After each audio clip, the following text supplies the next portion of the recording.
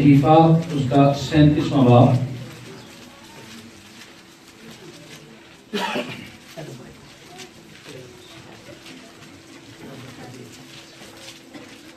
آپ حوالہ مل جائے تو آپ آمین کہہ سکتے ہیں۔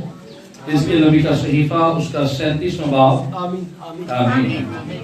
کلام خدا میں یہ مکتوب ہے، خداوند کا ہاتھ مجھ پر تھا اور اس نے مجھے اپنی روح میں اٹھا لیا اور اس وادی میں جو ہڈیوں سے پر تھی مجھے اتار دیا اور مجھے ان کے آس پاس چوگرد پھیلایا، اور دیکھ وہ وادی کے میدان میں بکثرت اور نہایت سوکھی تھی، اور اس نے مجھے فرمایا، اے آدم زاد، کیا یہ ہڈیاں زندہ ہو سکتی ہیں؟ میں نے جواب دیا، اے خدا تو ہی جانتا ہے۔ پھر اس نے مجھے فرمایا، تو ان ہڈیوں پر نبوت کر ان سے کہہ، اے سوکھی ہڈیوں، خداوند کا نام سنو۔ خداوند خدا ان ہڈیوں کو یوں فرماتا ہے کہ میں تمہارے اندر روح ڈالوں گا اور تم زندہ ہو جاؤ گی، اور تم پر نشیں پھیلاؤں گا اور گل چڑھاؤں گا اور تم کو چمڑا پہناؤں گا اور تم میں دم پھونکوں گا اور تم زندہ ہوگی اور جانو گی کہ میں خدا ہوں۔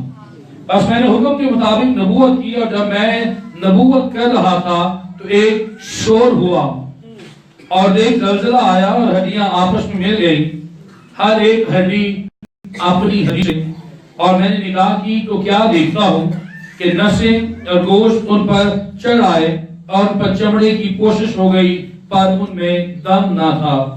تب اس نے مجھے فرمایا کہ نبوت کر، تو ہوا سے نبوت کر، اے آدم زاد، اور ہوا سے کہے، خدا یوں فرماتا ہے کہ اے دم، تو چاروں طرف سے آ اور ان مقتولوں پر پھونک کے زندہ ہو جائیں۔ بس میں نے حکم کے مطابق نبوت کی اور میں دم آیا اور وہ زندہ ہو کر اپنے پاؤں پر کھڑی ہوئی، ایک نہایت بڑا لشکر۔ خدا کے پاک کلام کا پڑھا، سنا جانا اور اس پر عمل کیا جانا ہم سب کے لیے باعث برکت ٹھہرے۔ جماعت بلند آواز سے کہے، خدا کا شکر۔ میں آغاز میں آپ کے حضور بڑی عاجزی کے ساتھ یہ گوش گزار کرنا چاہوں گا کہ میں کیا اور میری اوقات اور میری بساط کیا، یا کسی بھی خادم کی بساط کیا کہ ہم خدا کے کلام کے ایک نقطے یا ایک شوشے کی تشریح کر سکیں۔ یہ خدا کا رحم، خدا کا فضل اور خدا کا ترس ہے جو ہم نکموں، حقیروں، بے وجودوں کو اور گنہگاروں کو چن کر اپنے بیٹے یسوع کے خون سے دھو کر پاک اور صاف کر کے اپنا بیٹا اور بیٹی بننے کا استحقاق بخشتا ہے، اور پھر بلاوا دے کر ہمیں اپنا خادم بناتا ہے اور پاک روح کو بطور مددگار ہمیں عطا کرتا ہے، اور اس روح قدس کی دلیری، قوت اور سکھانے کے بنا پر ہم اس مرتبہ پر جو نہایت پاک کھڑے ہونے کے اہل ٹھہرتے ہیں۔ ہماری ذاتی قابلیت اس میں کوئی نہیں۔ میں حزقیل کے نام کا مطلب آپ کے سامنے رکھنا چاہوں گا، اور پھر ہم آگے بڑھیں گے۔ آیات کو شاید ہم پورے طور پر نہ پڑھ سکیں، لیکن چیزیں باتیں اس میں سے ہم سیکھیں گے، اور میں اس کا کوئی مضمون نہیں رکھ رہا، مضمون آپ پر ڈیپینڈنٹ ہے، آپ اس کو جس طرح سے بھی لینا چاہیں، لیکن ہم آیت با آیت اور لفظ با لفظ چلیں گے، اور درخواست ہے کہ اپنی بائبل مقدس کھلی رکھیے گا، اور میں بتاؤں گا کہ بائبل مقدس کون کھلی رکھتے ہیں اور کون بند رکھتے ہیں، ان کے تعلق سے ہم جانیں گے۔ حزقیل کے لغوی معنی ہے خدا قوت بخشتا ہے، یا خدا زور بخشتا ہے، یا خدا زور بخشتا ہے اس بچے، یا کسی ناتواں کو جب خدا زور بخشتا ہے اس کے تعلق سے یہ بات کی جاتی ہے۔ حزقیل خدا کے ایک ذاتی نام میں سے الوہیم اس کا واحد ہے، اور اس کا مطلب ہے خداوند زور بخشتا ہے اس بچے کو، اس ناتواں کو، اور اس کا معنی جاننا میرے لیے آپ کے بڑا ضروری ہے۔ میں نے آغاز میں توحید میں یہ بات کہی کہ میں کیا، میری اوقات یا بساط کیا، اسی طرح جب تک مجھ پر اور آپ پر روح القدس کا زور، اس کی قدرت عالم بالا سے نازل نہ ہو، ہم کچھ نہیں ہیں۔ اس لیے ہمیں خدا کی قوت کی ضرورت ہے۔ وہ لوگ جب ہمیں گرانا چاہتے ہیں جو ہمارے مخالف ہیں، وہ لوگ جو ہمیں رسوا کرنا چاہتے ہیں، وہ لوگ جو ہمیں پریشان کرنا چاہتے ہیں، وہ لوگ جو ہماری ٹانگیں کھینچتے ہیں اور ہمیں ہر طرح سے عزیزوں میں، محلے میں، اداروں میں، ہمارے دفتر میں ہمیں ذلیل و رسوا کرنا چاہتے ہیں، ان کے لیے آج یہ امید کا پیغام ہے کہ وہ آپ کو دلاسا نہیں دیتے، وہ آپ کا حوصلہ ہرانے اور آپ کو مایوس کرنے میں اپنا کلیدی کردار ادا کرتے ہیں، لیکن خدا ہے زور بخشتا ہے، خدا ہے جو آپ کے ساتھ کھڑا ہوتا ہے، خدا ہے جو آپ کی توانائی ہے، خدا ہے جو آپ کا زور ہے۔ اس لیے خدا سے پیچھے نہ ہوئی۔ اس کے باپ کے نام کا مطلب تھا یہ ہے جس سے حقارت کی گئی، اس کی بوزی، بوزی کا مطلب ہے جس سے حقارت کی گئی ہو۔ ذرا اپنی زندگی پر میں اور آپ غور کریں تو کیا ہم اپنے گھروں میں حقارت کا شکار ہوتے ہیں؟ ہم اپنے دفتروں میں، ہم اپنے محلوں میں، اپنے معاشرے میں ہمیں بطور مسیحی ہوتے ہوئے اور ثانوی شہری ہوتے ہوئے رد کیا جاتا ہے۔ اور بعض اوقات کئی لوگ شاید اسے ناپسند کریں، لیکن کئی مقامات پر ہمیں تعصب کا سامنا کرنا پڑتا ہے، اس میں کوئی رتی بھر بھی شک نہیں۔ کسی طرح سے بھی وہ تعصب ہو سکتا ہے، ہم سے حقارت کی جاتی ہے، ہمیں تنگ کیا جاتا ہے، ہمیں پریشان کیا جاتا ہے، ہمیں تعصب کی نگاہ سے دیکھا جاتا ہے، لیکن خدا ہمارا زور ہے۔ لوگ گراتے ہیں، خدا آتا ہے، لوگ مایوس کرتے ہیں، خدا ہمیں امید دیتا ہے، لوگ کمزور کرتے ہیں، خدا ہمیں بالوں پر سے اڑنے کی توفیق دیتا ہے۔ اس لیے خداوند خدا میری توانائی ہے، خداوند خدا میرا زور ہے۔ ہمیں انسانوں پر بھروسہ کرنے کی قطعاً اور چندہ ضرورت نہیں ہے، ہمیں صرف اور صرف خدا تعالیٰ پر بھروسہ کرنے کی ضرورت ہے۔ اس لیے کلام خدا میں نئے عہد نامے میں پالوس رسول فرماتے ہیں کہ ایمان کے معنی اور کامل کرنے والے یسوع کو تکتے رہو، اس لیے کہ وہی ہماری زندگی کا محور اور مرکز ہے اور اسی سے ہماری آس اور امید ہے۔ میں آپ کے لیے ٹھوکر لگنے کا باعث ہو سکتا ہوں، شاید پاسٹر امین سے آپ کو ٹھوکر لگ سکتی ہے، خدام سے آپ کو ٹھوکر لگ سکتی ہے، آپ کے اپنے ماں باپ سے، اپنے بھائی بہنوں سے شاید آپ کو ٹھوکر لگ سکتی ہے، لیکن ہم پر نگاہ نہ ڈالیے، ہم پر نظر نہ رکھیے۔ اگر آپ نے ہے اور سب ہے تو ایمان کے معنی اور کامل کرنے والے یسوع کو تکے، وہ آپ کو کبھی نا امید اور مایوس نہیں رہنے دے گا۔ ہیلیلویا۔ بائبل مقدس میں اس کتاب کو رومن کیتھولک بائبل دیکھیں تو اس کی ترتیب 45ویں نمبر پر ہے، لیکن یہاں پر یہ 30ویں نمبر پر ہے۔ بائبل مقدس میں پرانے عہد نامے میں کل 39 کتب ہیں اور 39 میں سے اس کا نمبر 30واں ہے۔ حزقیل ایک کاہن تھا اور یہودی کاہنوں سے اس کے خاندان سے یہ تعلق رکھتا تھا اور یہ یرمیہ نبی کا ہم اثر تھا۔ خدا نے اسے 593 قبل از مسیح میں نبی ہونے کے لیے بلایا اور حزقیل تقریباً 20 سے 22 سال تک اس عہدے پر یعنی نبوت کے عہدے پر فائز رہا۔ میں آپ کو اتنی ڈیٹیل میں نہیں لے کے جا رہا اس کے تعلق سے، لیکن ایک خادم ہوتے ہوئے میرا فرض تھا کہ میں بنیادی باتیں آپ کے حضور گوشگزار کروں۔ ہم اس کی ڈائریکٹ ایکسپوزیشن پر آئیں گے اور دیکھیں گے یہاں پر لکھا ہے خداوند کا ہاتھ مجھ پر تھا۔ ہمیشہ بول سکتے ہیں کیا لکھا ہے؟ کتنے لوگ ہیں جن پر خدا کا ہاتھ نہیں ہے؟ میں آپ پہلے بتا چکا ہوں، میری عادت ہے، میرا خیال ہے 4 یا 5 دفعہ ہو گیا ہے مجھے آتے، تو میں آپ کو بتا چکا ہوں، میں جان بوجھ کر آپ کو چیک کرتا رہوں گا ابھی بھی کہ آپ جاگ رہے ہیں کہ سو رہے ہیں، ٹھیک ہے؟ جوش پسند نہیں، کیا بنا ہم نے؟ اور میں ایک بات کہنا بھول گیا، میں خدا کے مذہب پر کھڑا ہوں اور بڑی دلیری سے اور سچائی سے بات کر رہا ہوں، بغیر کسی ہوئے اس وقت لائیو ہمیں فیس بک پہ لوگ دیکھ رہے ہیں، تو یعنی اگر میں غلط کہوں گا تو میں پکڑا بھی جا سکتا ہوں۔ پاکستان میں 2 کلیسیاں ایسی ہیں جہاں پر مجھے واقعی آ کر برکت ملتی ہے۔ اسلام آباد میں پاسٹر سفیر اختر صاحب کا چرچ ہے، لیونگ برانچ چرچ ہے، اور دوسرا سینٹ تھامس چرچ جن کے انچارج پاسٹر امین فرانسس ہے۔ پرستش میں مزہ آتا ہے، حالانکہ میں اپنے استاد کا نام بھی لے سکتا ہوں، سارے اور چرچ ہیں لیکن میں نے کسی کا نام نہیں لیا، میں بڑی سچائی سے بات کر رہا ہوں۔ یہاں آ کر ایسا نہیں محسوس ہوتا کہ ہم کسی سیاست گاہ پر آ گئے ہیں، ایسی جگہ پر جہاں ایک دوسرے کی خادم ٹانگیں کھینچ رہے ہیں، کچھ ایسا مسئلہ نہیں ہے۔ یہاں واقعی جب عبادت ہوتی ہے تو بھرپور عبادت ہوتی ہے اور اس کا جلال خدا کے نام کو ملے اور تاریخ کے لیے بڑا اچھا ادا کرتے ہیں۔ پاسٹر شبیر اختر اسلام آباد سے اور پاسٹر امین فرانسس روگیوال سے، یہ لوگ خدا کے خادم ہیں جن کی عبادت میں آ کر بہت برکت ملتی ہے۔ خداوند کا ہاتھ مجھ پر تھا۔ کتنے لوگوں پر خداوند کا ہاتھ ہے؟ ذرا آپ بتائیے۔ افسوس اوپر کیجئے، ہاتھ نیچے نہ کیجئے گا، دکھتا نہیں، ایسے دکھا میں پڑھنا، اوپر کیجئے۔ خداوند کا ہاتھ مجھ پر تھا. اور یہ اقرار ہے, یہ اظہار ہے. اگر آپ بات کریں پانی کے بپتسمے کی تو پانی کا بپتسمہ بھی ایک اعلانیہ اظہار ہے, مگر شفا اور نجات تو آپ کو اسی لمحے مل جاتی ہے جب آپ دل سے یسوع پر ایمان لاتے ہیں اور زبان سے اقرار کرتے ہیں. پانی کے بپتسمے کی بہت زیادہ اہمیت ہے. اسی طرح ہمارے ہاتھ اٹھانے, اقرار کرنے اور بولنے کی بھی اسی طرح کی اہمیت ہے. اس لیے رسپانس دیجیے گا, خداوند کا ہاتھ مجھ پر تھا. ایک خادم پر لازم ہے کہ وہ خدا کے کلام اور روح کی ہدایت کے مطابق فیصلے کرے اور اپنی زندگی گزارے, اور ہمیشہ اپنا خدا کے کلام کے اختیار کے ساتھ چلائے, نہ اپنی ڈگریوں نہ اپنی لیاقتوں کے ساتھ کہ جی میں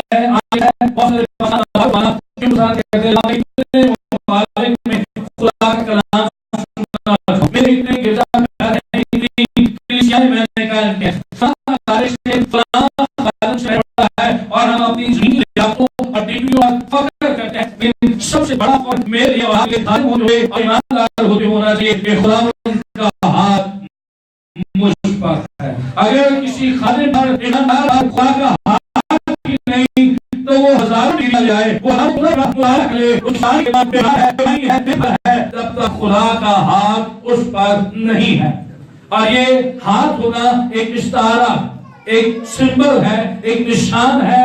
خداوند کا ہاتھ ہونے سے مراد یہ ہے, اکثر کہا جاتا ہے اے جناب اے نہیں بولنا, اے پیچھے کسی کا ہاتھ تھے, اے کوئی اور بولنا. خداوند کا ہاتھ ہونے سے مراد ہے کہ آپ تنہا نہیں ہے, آپ کے پیچھے جو بڑی قوت کام فرما ہے وہ خدا کی ذات کی ہے, وہ آپ کا حرامل ہے اور وہی آپ کا چاول ہے, وہ آپ کے پیچھے سے گھرے ہوئے ہیں اور وہ آپ کو گرنے نہیں دے گا. جو آپ کو گرانے کی کوشش کریں گے وہ خود گر جائیں گے, آپ کو گرانے کی کوشش کریں گے وہ خود مٹ جائیں گے, لیکن خدا آپ کو کھڑا رکھے گا. یہ ہے خدا کا ہاتھ مجھ پر ہونا. اور آج معذرت کے ساتھ کلیسیا پاکستان کا یہ المیہ ہے, ہمیں خداوند کا ہاتھ اپنے اوپر ہونے پر اتنا زیادہ فخر نہیں ہے جتنا زیادہ کسی بڑے سیاستدان کا, بڑے نامور اور مشہور پادری صاحب کا اور بڑے بڑے اداروں اور لوگوں کا ہاتھ ہم پر ہونا ہم اپنے لیے فخر کا باعث. آئیں ان باتوں کو رد کریں اور ہم خدا کو موقع دیں کہ اس کا ہاتھ ہماری زندگیوں پر ہوتا رہے, قائم رہے اور بڑھتا رہے. اگر ہم گلتیوں پہلا باب اور پہلی آیت نکالیں, اگر کسی کو مل جائے تو جلدی سے بھیا, اور دوسرا حوالہ گلتیوں پہلا باب اس کی 10ویں آیت میں نکال لیجیے گا. وہاں پر ہمیں ملے گا کہ پالوس اپنا تعارف کیسے کرواتا ہے. بڑے خادم رسول جنہیں خدا نے بڑے لیول پر, بڑے درجوں پر استعمال کیا, وہ اپنا تعارف کیسے کراتے ہیں. اور آپ کو اس سے پتہ چل جائے گا, کوئی نیا خادم آپ کے پاس آئے, آپ کسی جگہ جائیں تو آپ کو پتہ چل جائے کہ آیا خدا کا ہاتھ اس خادم پر ہے یا یہ صرف ٹھوک کر رہا. جی مل گیا حوالہ گلتیوں پہلا باب اس کی پہلی آیت, اور پھر ہم پڑھیں گے پہلے باب کی 10ویں آیت. پالوس کی طرف سے جو نہ انسانوں کی جانب سے نہ انسان کے سبب سے بلکہ یسوع مسیح اور خدا باپ کے سبب سے جس نے اس کو مردوں میں سے جلایا رسول ہے. آمین. وہ اپنا تعلق یہ نہیں کرا رہا میں گملیل کے قدموں میں بیٹھ کر پڑھا ہوں, میرے پاس شریعت کے یہ صحائف ہیں یا ڈگریاں ہیں یا تحفے ہیں, یا میں نے اتنا علم حاصل کیا, میرے پاس اس کا پروانہ تھا, اس کا سرٹیفکیٹ تھا. وہ سمپلی تعلق کرا رہا ہے پالوس کی طرف سے جو نہ انسانوں کی جانب سے اور نہ انسانوں کے سبب سے بلکہ یسوع مسیح اور خدا باپ کے سبب سے جس نے اسے مردوں میں سے جلایا رسول ہے. یہ ایک حقیقی خادم کی پہچان ہے, نشان ہے. دوسرا حوالہ پڑھیے گا 10ویں آیت. خداوند کی زندہ پاک نام میں سے اب میں آدمیوں کو دوست نہیں بناتا یا خدا کو, کیا آدمیوں کو خوش کرنا چاہتا ہوں. اگر اب تک آدمیوں کو خوش کرتا ہوں رہتا تو مسیح کا بندہ نہ ہوتا. دیکھیے کتنی خوبصورتی سے پالوس یہ کہتا ہے کہ اب میں آدمیوں کو دوست بناتا ہوں یا خدا, کیا آدمیوں کو خوش کرنا چاہتا ہوں. اگر اب تک آدمیوں کو خوش کرتا رہتا تو کس کا بندہ نہ ہوتا, مسیح کا بندہ نہ ہوتا. مسیح کا بندہ ہونا, خدا کا بندہ ہونا, خدا کا ہاتھ ہم پر ہونا, یہ بڑا ہی ضروری ہے. अब मैं एकदम से आपकी सोच को तब्दील करना चाहता हूँ। खुदा का हाथ, खुदा मेरी और आपकी तरह कोई ऐसी शख्सियत नहीं है जिसके हाथ हो और पाँव या आंख हो और कान। फिर आप हैरान होंगे सर, बाइबल मुकद्दस में कई जगह पर लिखा है खुदा का हाथ छोटा नहीं कि बचा ना सके और उसका कान भारी नहीं कि सुन ना सके। फिर ये भी बाइबल मुकद्दस में जा बजा लिखा है कि आसमान उसका तख्त और जमीन उसके पाँव की चौकी है। तो बाइबल मुकद्दस में ये लिखा है। तो आप कहेंगे कि शायद आप नई बात कर रहे हैं, लेकिन मैं आपको बताना चाहता हूँ रूह कुदस खुदा की कलाम में से ये बात साबित भी करूंगा कि खुदा क्या है और उसकी शख्सियत क्या है। देखिए यूहन्ना की इंजील 4वां बाब उसकी 24वीं आयत, एक बार ये निकाल लीजिएगा, और दूसरे बहन भाई पैदाइश पहला बाब उसकी दूसरी आयत। दो आयत पढ़ेंगे पुराने अहदनामे से भी और नए अहदनामे से भी, ताकि मुझे तस्दीक हो जाए जो बात मैं कर रहा हूँ वो दुरुस्त भी है या नहीं। पैदाइश पहला बाब दूसरी आयत और यूहन्ना की इंजील 4वां बाब उसकी 24वीं आयत, और पढ़िएगा बुलंद आवाज से या माइक वाले पढ़ लें जल्दी से।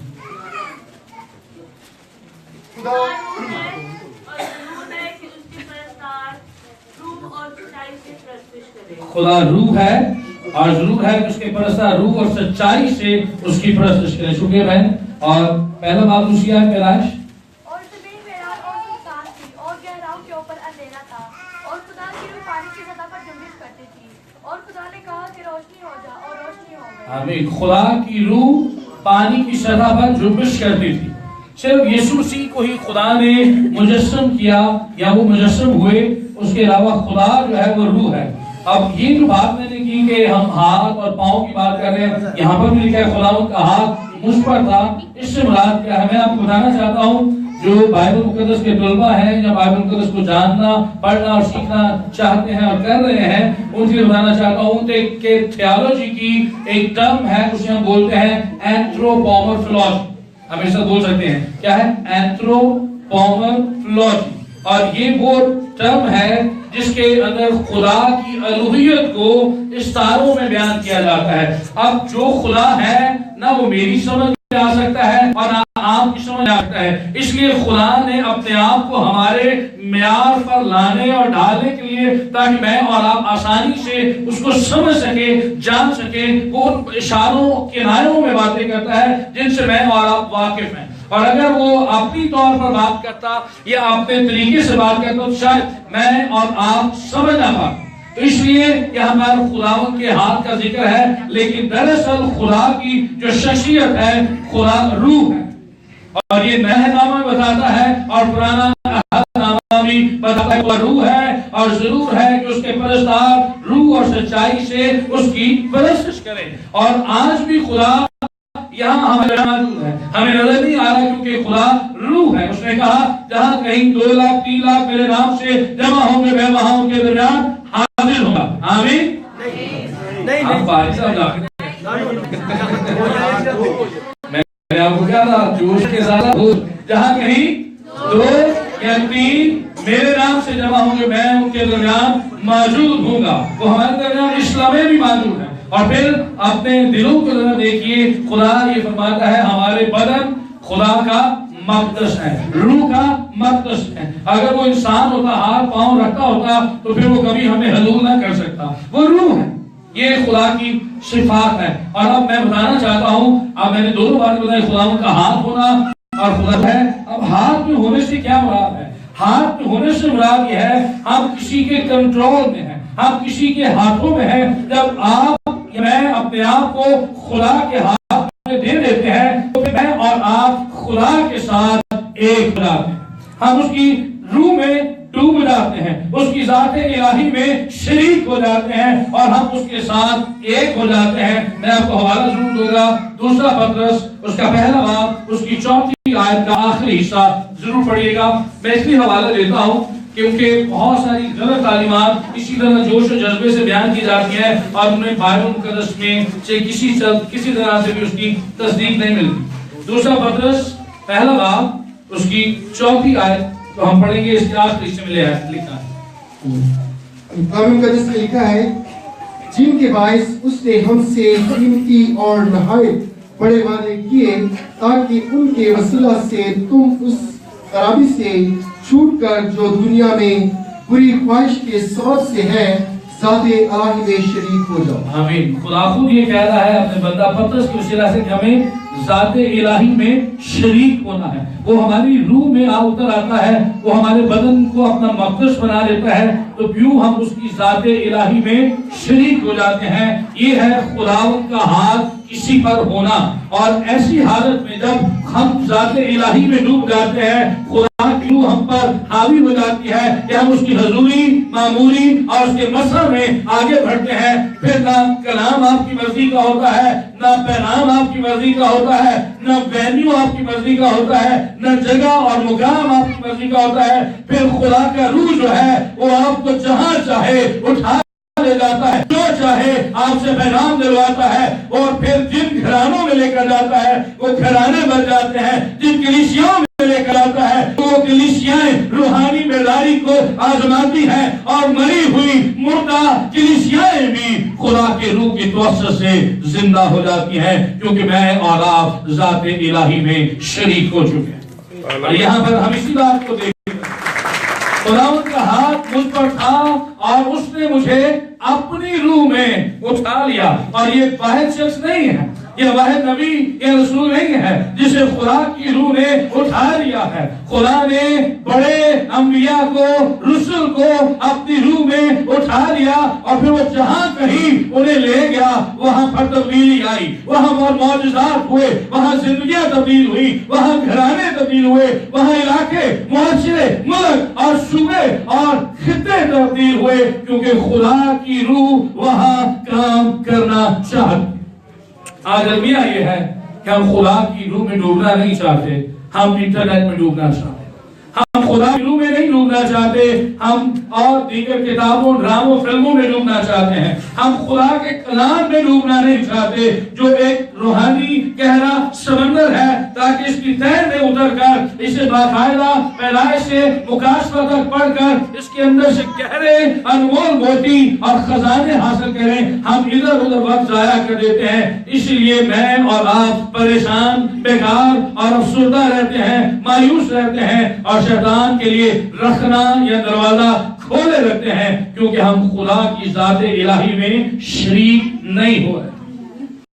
यहाँ पर मुझे अपनी रूह में उठा लिया, मुराद है पाक रूह ने, खुदा की रूह ने मुझे उठा लिया, और उस वादी में जो हड्डियों से पूर्ण थी मुझे उतार दिया। खुदा जहां चाहे, जिधर चाहे, बराए मेहरबानी खुदा की आवाज के सिनवा हो जाए और वो जिधर आपको ले जाए उसके ताबेदारी कीजिए। कहे खुदा मुझे फरमा, तेरा बंदा और तेरी बंदी सुनती, अपना कलाम नाज़िल कर। ये ना कहे खुदा मेरी ये मर्जी है, मेरा ये पैगाम है, मेरा ये तरीका है, मेरी मंशा ये है, वहां जाऊं वहां जाऊं। खुदा जहां आपको ले जाए वहां जाइए, जिंदगियां तब्दील हो जाए। अब ये पैगाम दो तरह से, उस वक्त इस्राएल जो थे जिस्मानी लिहाज से यानी सियासी एतबार से उनकी मुल्क में बहाली होती है, इस्राएल के लिए बेसिकली ये पैगाम है, और दूसरे जो मुखातबीन हैं वो मैं और आप, रूहानी ईमानदार।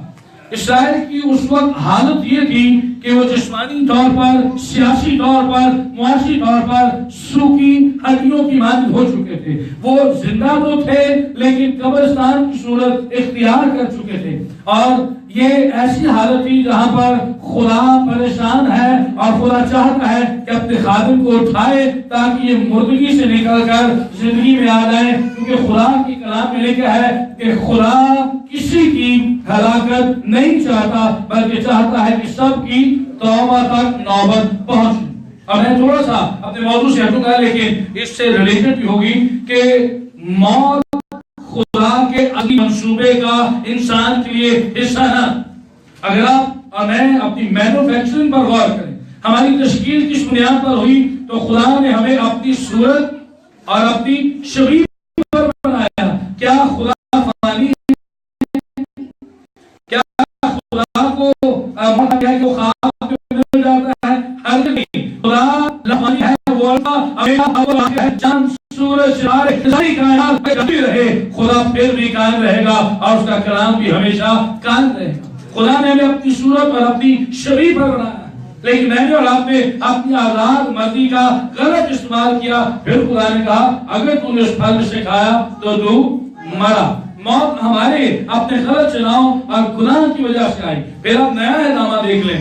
یسوع نے کہا یوحنا کی 3 باب کی 16 میں آئے کیونکہ خدا نے دنیا سے ایسی محبت رکھی کہ اس نے اپنا اکلوتا بیٹا بخش دیا تاکہ جو کوئی اس پر ایمان لائے ہلاک نہ ہو.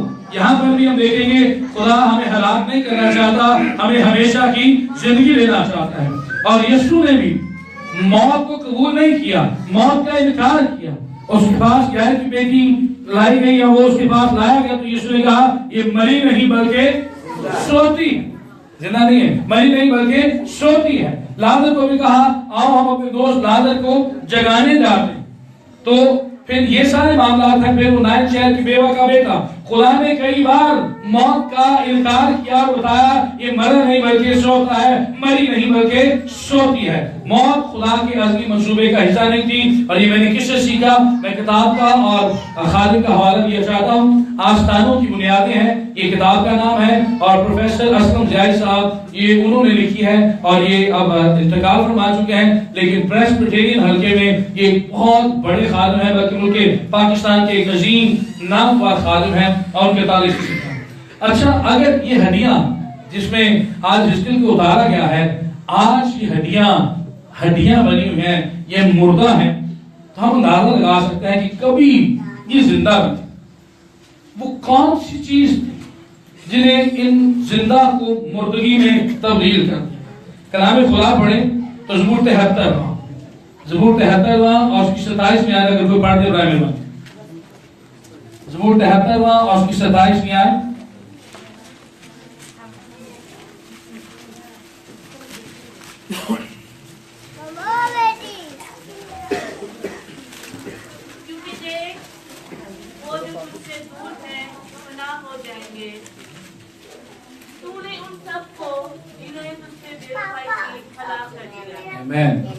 وہ سب جو تجھ سے دور ہیں وہ کیا ہو جائیں گے؟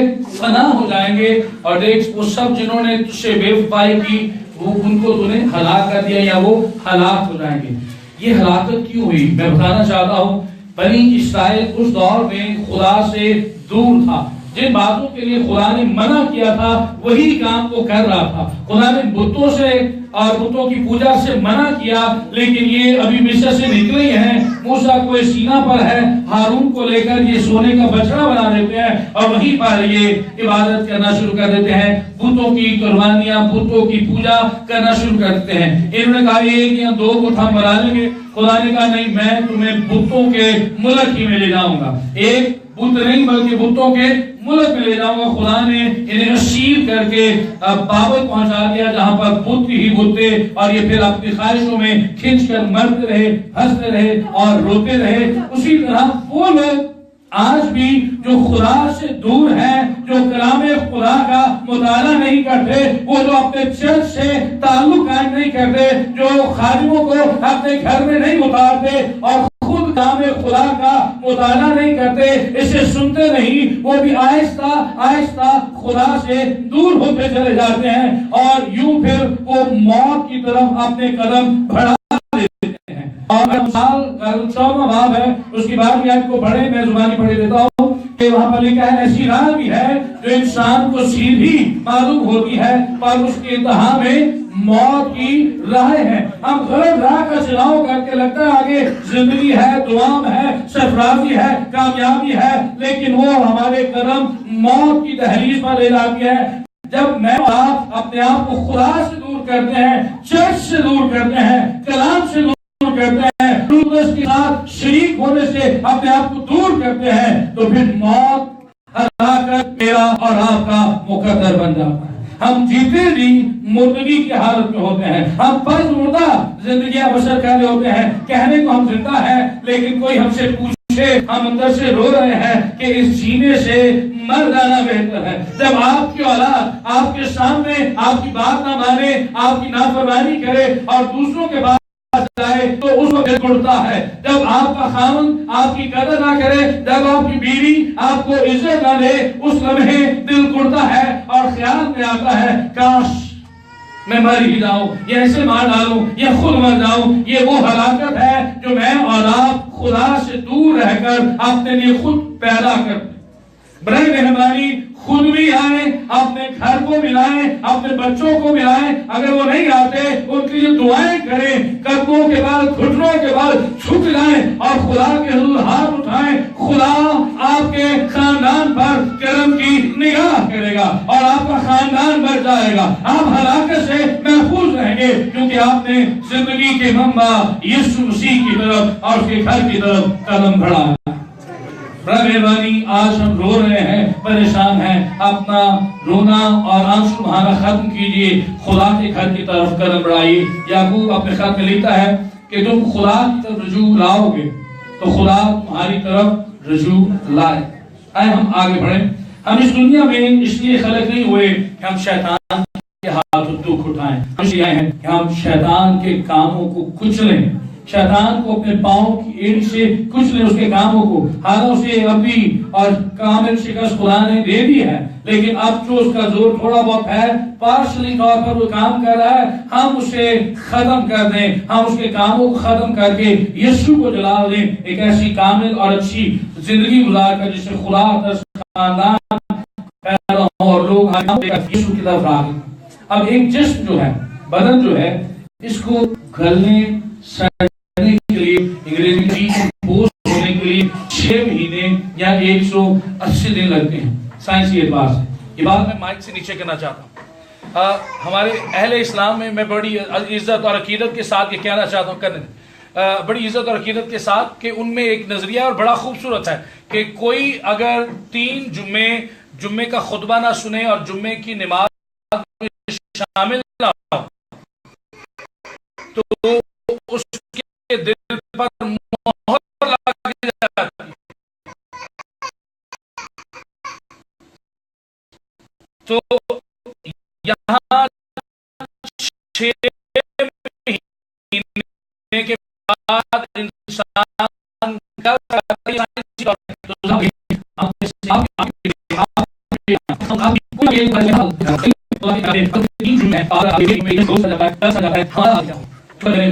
خدا بڑا رحیم ہے, مہربان ہے, وہ پھر بھی اپنی باہیں کھولتا ہے, ہمیں اپنی پاک بارگاہ میں آنے دیتا ہے. بڑا مہربانی, اپنے بیٹے, اپنی بیٹی, اپنے خاوند, اپنی بیوی کو مرنے نہ دے, ہلاکت کی طرف جانے نہ دے, انہیں چرچ میں لائیں. یہ چرچ میں ایمان کے ساتھ کہتا ہوں, یقین کے ساتھ کہتا ہوں, جب آپ اپنے خاندان کے لیے چھوڑ دیں ادھر ادھر کی باتوں کو, صرف آپ اپنے خاندان کی دعا کر لیجئے. آپ کو یہ چرچ یا تو ادھر بڑھانا پڑے گا یا ادھر بڑھانا پڑے گا, لیکن دعوے کے ساتھ کہتا ہوں یہ جگہ آپ کی ابھی بھی تنگ ہے, لیکن اس سے کہیں زیادہ تنگ پڑ جائے گی. شاید گیلریاں بنانی پڑے, شاید 2-3 عبادتیں کرنی پڑے, لیکن اگر آپ اپنے خاندان اور گھرانے کے لیے دعا کرنے لگے تو یہ آپ اسی سال کے اندر دیکھ سکتے ہیں, یہ نتیجہ کی خیز برکت آپ کو ضرور ملے گی. اب ایک سوال ہے, خدا نے کہا, دیکھ پہلے خدا نے اس کے چوکٹ پر آیا ہے اور تیسری آیت میں خدا نے کہا, اس نے مجھے فرمایا, اے آدم صاحب کیا یہ ہڈیاں زندہ ہو سکتے ہیں؟ کتنے لوگ سو رہے ہیں؟ جلدی سے ہاتھ رکھیں. شکر ہے جان, ویری گڈ. کیا یہ ہڈیاں زندہ ہو سکتی ہیں؟ یہاں پر حزقیل نے نہ تو ہاں کہا ہے اور نہ ہی نہ کہا. اس نے جواب دیا, اے خدا تو ہی جانتا. میں اور آپ یہاں ہوتے تو کہتے ہیں ہاں خدا ہو سکتا. دیکھا نہیں ساڑھے پادریوں پینتیکوست خاص طور, میں بھی پینتیکوست پادریوں کو دیکھا نہیں اور پینتیکوست ایمانداروں کو نہیں دیکھا. خدا نے دعوے لا رہا, خدا ہونے ہی کر, خدا ہر چیز زندہ ہے, ہر چیز شفا پا جائے. حالانکہ خدا کی مرضی ہے یا نہیں ہم نہیں جانتے. خدا نے دعوے آرڈر جی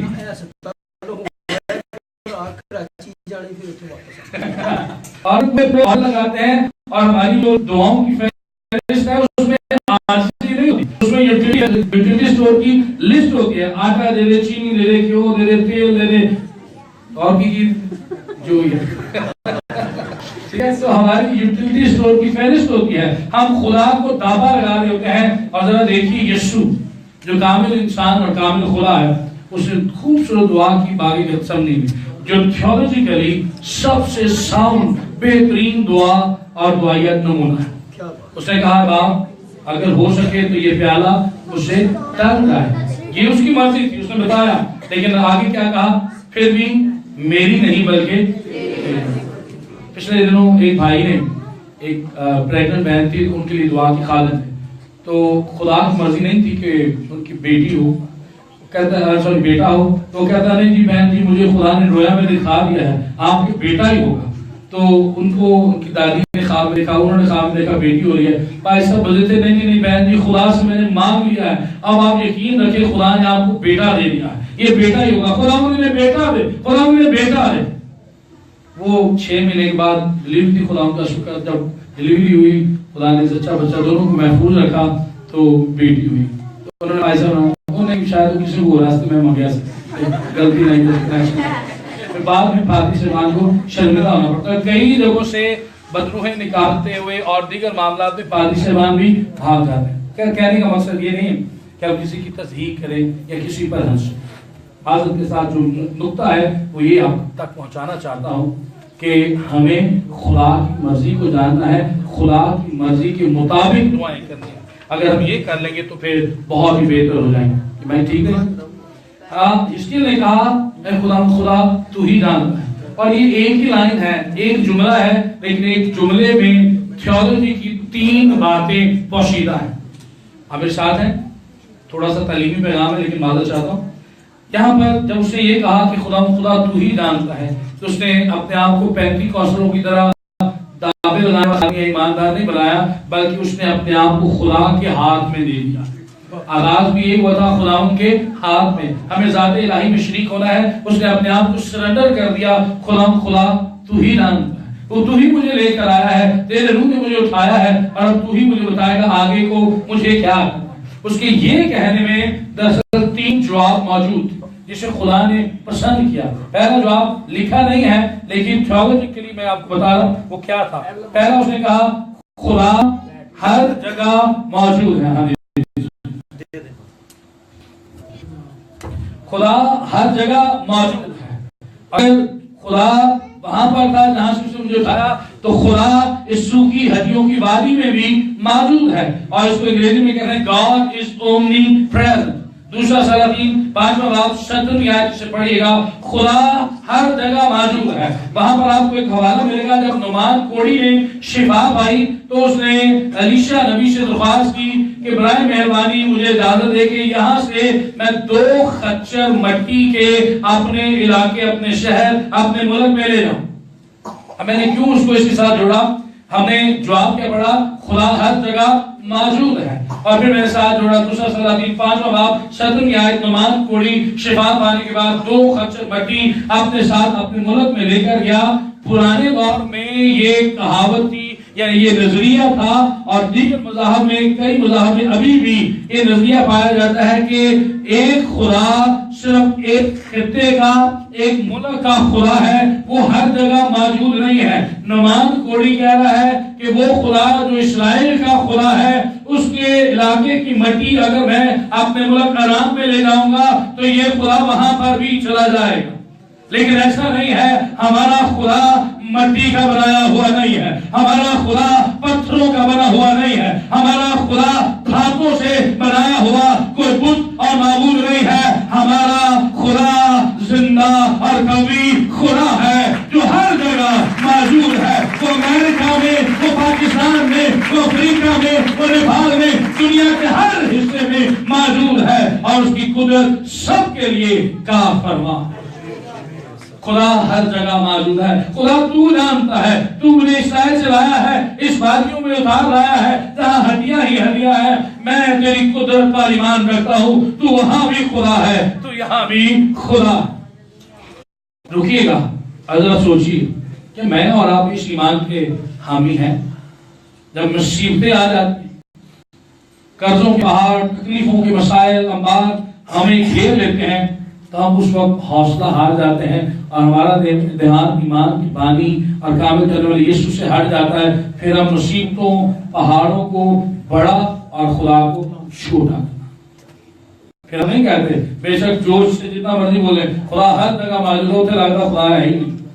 اور یہ میں اور آپ کئی لوگ یہ کفر بولتے، یہ جملہ کفر کی زمرے میں آتا ہے. خدا تو میرے نہ نہیں، خدا تو سنتا کیوں نہیں، خدا تو دیکھتا کیوں نہیں، میرے ساتھ ایسا کیوں ہوتا ہے. یہ اچھے جملے نہیں، یہ کفر کے جملے ہیں. اور سب سے زیادہ کفر جو ہے بائبل مقدس کے مطابق میں بات کر رہا ہوں، مرگوں پر فوتیوں پر بولا جاتا ہجے بیچارے دی عمر ہی کسی ہجے تے ویکھیا ہی ہجے تے ویلا نہیں سی آیا بھائی تسی خدا نو بہت جانتے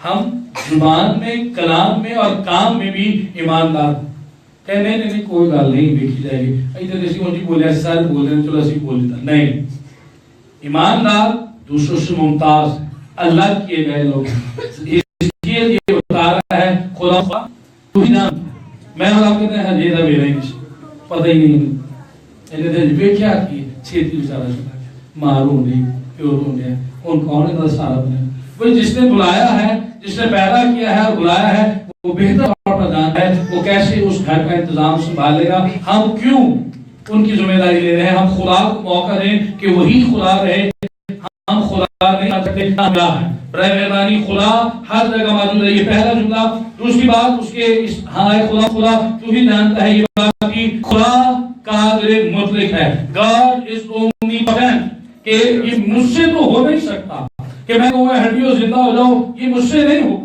لیکن ہاں یہ خدا سے ضرور زندہ ہو سکتا ہے وہ قادر مطلق ہے وہ چاہے تو پتھروں سے بھی ابراہیم کے لیے اولاد پیدا کر سکتا ہے وہ چاہے تو ان ہڈیوں کو بھی اسی لمحے زندہ کر سکتا ہے اے خدا تو ہی جان تیسرا قسم یہ تھا خدا علم بصیر ہے یا بصارت رکھتا ہے انگریزی میں کہتے ہیں God is omniscient اے خدا تو ہی جانتا ہے خدا ہر جگہ موجود ہے خدا قادر مطلق ہے خدا بصارت رکھتا ہے نگاہ رکھتا ہے علم رکھتا ہے کہ اسے کس لمحے کیا کرنا ہے کس کو کس طرح سے بچانا ہے یہ اس کے سلسلے میں یہ سارا جواب تھا جس جواب کو آج مجھے اور آپ کو اپنانے کی ضرورت ہے ہم پینتیکوستل ہیں اس لیے ہے کہ خدا کا روح ہم پر اترا ہے ہم خدا کے روح پر انحصار کرتے ہیں ہم کلام پر کتابوں پر رسموں پر کہاوتوں پر کہانیوں پر اور تویزوں پر دھاگوں پر روزنیوں پر کسی قبر پر کسی اسٹیچو پر کسی اور چیز پر ہم ایمان نہیں رکھتے نہ درباروں پر نہ پیروں پر نہ فقیروں پر ہمارا ایمان اور زندہ کلام پر ہے جس کو پڑھنے سے وہ ہمیں ہماری ہلاکتوں سے بچاتا ہے وہ ہمیں چھڑاتا ہے وہ ہمیں نجات دیتا ہے اس لیے میں اور آپ مسیحی ہیں پینتیکوستل ہیں لیکن اگر ہم ہی روح القدس پر بھروسہ نہیں کرتے ہم ہزار غیر زبانیں بول لاکھوں بول لیں ہمارے ایمان کا بے معنی ہے اس کا کوئی پھل نہیں ہے اس ایمان کا کوئی فائدہ نہیں برائے مہربانی اپنے ایمان کو اپنے اعمال سے بھی ظاہر کریں کہ واقعی خدا ہر جگہ موجود ہے خدا قادر مطلق ہے خدا علم بصیر ہے اب خدا کیا کہہ رہا ہے خدا نے اسے جواب دیا ہے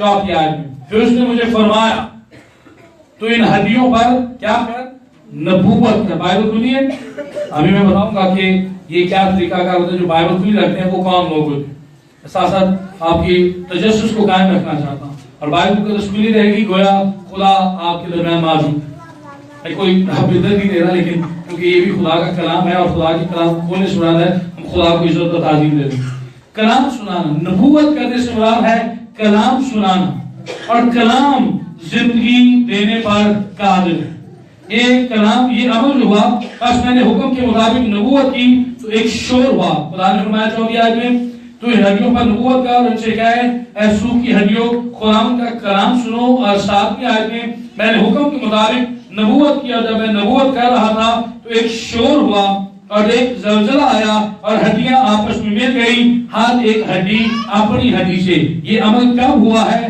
جب اس نے حکم کو مانا ہے اور حکم کے مطابق نبوت کی ہے تو ایک شور ہوا ہے ایک زلزلہ آیا ہے اور یہ عمل کلام سنانے کے بعد جب بھی کسی علاقے کسی ملک کسی قوم میں تبدیلی آتی ہے بیداری آتی ہے تو وہ خدا کے کلام کے وسیلہ سے آتی ہے وہ کسی دربار کسی مادی شہر کسی روزری کسی اسٹیچو کسی بت کسی کہاوت کسی رسم اور کسی اور رسم کی وجہ سے یا مذہبی طریقوں کی وجہ سے نہیں آتی ہے تبدیلی صرف اور صرف خدا کے کلام کے وسیلہ سے آتی ہے زلزلے آنے سے تو عمومی طور پر موت آتی ہے، تباہی آتی ہے، بربادی آتی ہے، مگر جہاں پر بھی خدا کا کلام نازل ہوتا ہے اور خدا کے کلام کے باعث جو زلزلے پیدا ہوئے ہیں ان زلزلوں سے زندگی لوٹ کر آئی ہے۔ اب متی کی انجیل 27واں باب 50ویں آیت سے 52ویں آیت کا مطالعہ کر لیں۔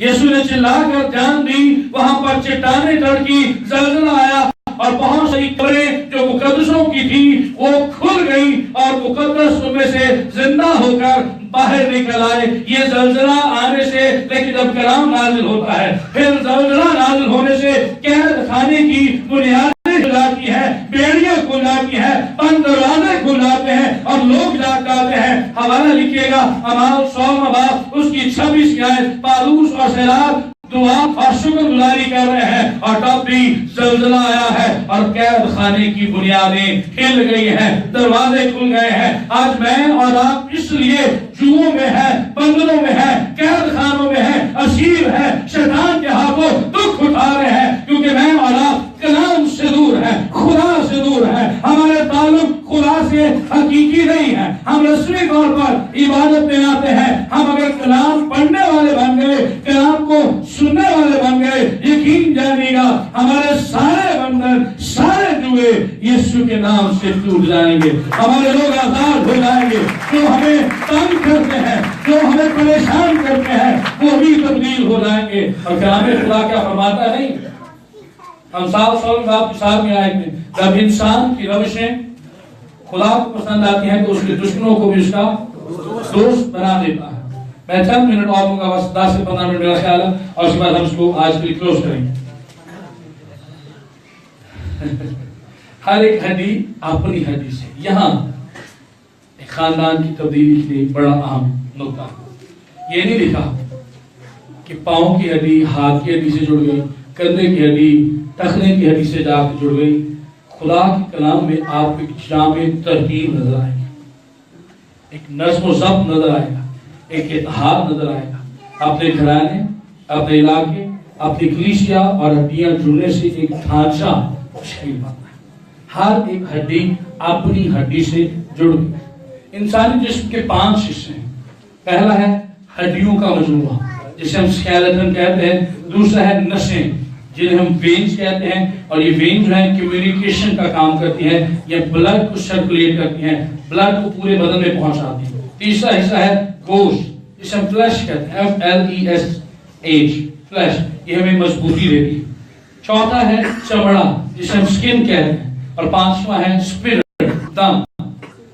یہ 5 کمپوننٹس یا 5 حصے ہیں جو انسان کے جسم کے ہیں، اور خدا اب یہ کہہ رہا ہے، اسے کہہ رہا ہے کہ کلام کرو، کلام کرتا ہے سوکھی ہڈیوں خدا ان کا کلام سنو۔ یہ کلام میرا اور آپ کا نہیں، کس کا کلام وہ کہہ رہا ہے؟ یہ اے سوکھی ہڈیوں خداوند کا کلام سنو۔ آج ہم اپنی اعدادات، اختراع کی گئی باتیں، کہانیاں، واقعے اور لطیفے اور اس طرح کی جگتیں سناتے ہیں۔ یقین جانیے گا پچھلے دنوں ہمیں ایک لیڈرشپ سیمینار میں جانے کا اتفاق ہوا، میں بھی وہاں پر غلطی سے اسپیکر تھا، اور ایک اور پادری صاحب وہاں پر آئے تھے۔ وہاں ان پادری صاحب نے صرف 5 منٹ کلام سنایا، اور اس کے بعد جو 45 منٹ تھے ایسے لگ رہا تھا جیسے ہم سٹیج ڈرامے پر آ کے بیٹھے کلام سنانے کے دوران۔